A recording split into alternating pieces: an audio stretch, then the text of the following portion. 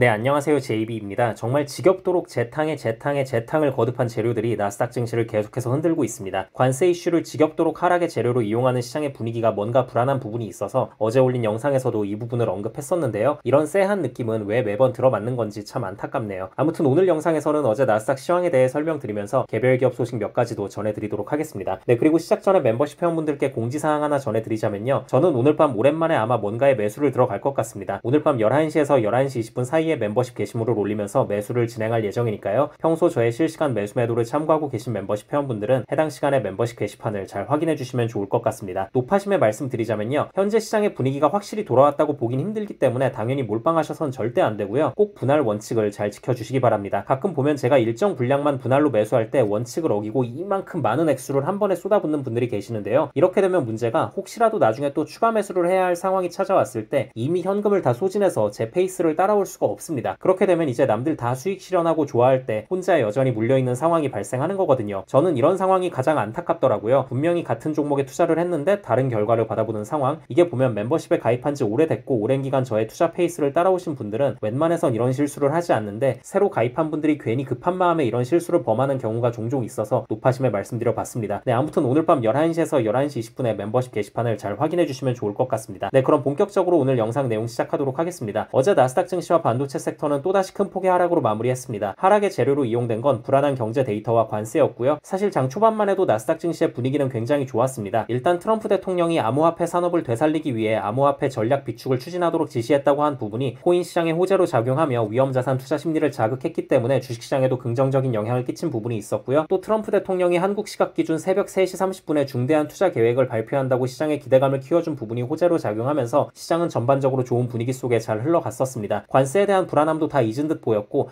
이제는 정말 선반영이 들어갈 만큼 들어간 건가? 라는 착각을 하게끔 만들었습니다. 자, 그런데 좋았던 시장의 분위기가 갑자기 바뀌기 시작한 건 경제지표가 나오면서부터였습니다. 2월 ISM 제조업 PMI가 나왔는데 고용지수는 낮아지고 물가지수는 크게 급등해버린 수치가 나온 거예요. 그래서 또 스태그플레이션이니 뭐니 얘기가 나오면서 이때부터 시장이 난리가 났습니다. 근데 개인적인 생각이지만 ISM 제조업 지표 하나에 호들갑을 떠는 건 좀 오바였다고 보는 게 애초에 제조업 경기 자체가 지금 좀 안 좋죠. 최근에 회복하는 추세를 보여주고는 있지만 사실 그래도 워낙 장기간 불황이었기 때문에 계속 안 좋긴 하거든요. 그래서 고용 수치도 월별로 변동성이 다소 심한 부분이 있는 거고요. 아무튼 이 부분은 우리가 염두에 둬야 하고요. 또 물가지수가 팍 튀어오른 부분 역시 충분히 예상됐던 상황입니다. 왜냐면 관세에 대한 불안함 때문에 관세가 시행되기 전에 기업들이 재고를 미리 많이 쌓아두는 추세가 분명히 있었거든요. 그래서 최근에 보면 중국 상하이항과 미국 서부항만의 물동량이 올해 최고치를 기록했다는 소식이 전해지기도 했었고요. 아무튼 단기간에 수요가 많이 쏠렸으니 가격이 더 올라가는 건 어쩔 수 없는 부분이었고 우리가 충분히 예상해 볼 수 있는 범위의 일이었습니다. 하지만 뭐가 됐든 지금은 시장의 분위기가 너무 안 좋아서 이미 노출된 재료들도 끊임없이 재탕하며 하락의 재료로 쓰고 있는 상황이잖아요. 그래서 어제도 그렇게 악영향을 끼쳤고요. 또 애틀란타 연은에서 발표하는 GDP 예상치까지 하향 조정됐고요. 그리고 이렇게 분위기가 안 좋았던 상황에 장 막판 트럼프가 상호 관세를 언급하자 시장이 또 한 차례 크게 빠졌습니다. 네, 그럼 지금부터는 개별 기업 소식 전해드리자면요. 일단 엔비디아와 브로드컴이 인텔의 제조 공정으로 칩 테스트를 진행 중이라는 소식이 전해졌습니다. 이 소식은 당연히 인텔에는 호재로 작용을 했습니다. 시간이 흐를수록 관세 이슈가 시장을 덮치면서 반도체 섹터에서 돈이 많이 빠지게 됐고 인텔 역시 더 이상 버티지 못하고 상승분을 다 반납하며 하락으로 마무리하긴 했지만 아무튼 인텔 입장에선 분명 호재였다고 보시면 됩니다. 네, 그리고 엔비디아는 어제 장 초반부터 다소 불안한 모습을 보였습니다. 미국의 수출 통제가 있었음에도 불구하고 중국에서 엔비디아의 블랙웰이 탑재된 제품이 거래되고 있다는 소식이 전해진 거예요. 거기에 또 싱가포르에서 수입업자 3명이 엔비디아의 수출 규제 대상 칩을 중국에 수출했다는 소식까지 전해지면서 이렇게 되면 엔비디아 칩에 대한 수출 규제가 더 심해지는 거 아닌가? 라는 심리가 퍼지며 장 초반부터 안 좋은 주가 흐름을 보였습니다. 그러다 관세 이슈로 반도체 섹터가 전체적으로 털릴 때 추가 폭락을 했고요. 근데 어제 테슬라는 생각보단 많이 안 빠졌는데요. 그동안 이미 워낙 미리 주가가 많이 빠졌기 때문에 그랬던 것도 있고요. 또 모건 스탠리가 탑픽으로 지정했다는 소식이 긍정적으로 작용한 것 같습니다. 네, 그럼 슬슬 마무리하자면요. 현재 진행되고 있는 관세 전쟁이 확실히 트럼프 1기 때보다도 더 빠르게 진행되고 있고 더 종잡을 수 없다는 게 느껴집니다. 하지만 우리가 꼭 알아야 할 부분은 트럼프 1기 때도 관세로 인해 주식시장이 크게 빠졌었지만 결국 빠르게 회복하며 신고가를 경신했었습니다. 그리고 당시에 가장 빠른 회복 속도를 보인 건 나스닥에 포진되어 있는 기술주와 반도체주들이었고요. 그래서 이들에 대한 투자는 오히려 지금을 기회로 활용해야 한다고 생각하고요. 그리고 지금 보면요. 우리들이 많이 투자하고 있는 주요 기업들의 펀더멘탈에는 전혀 문제가 없습니다. 빅테크 기업들이며 엔비디아며 TSMC며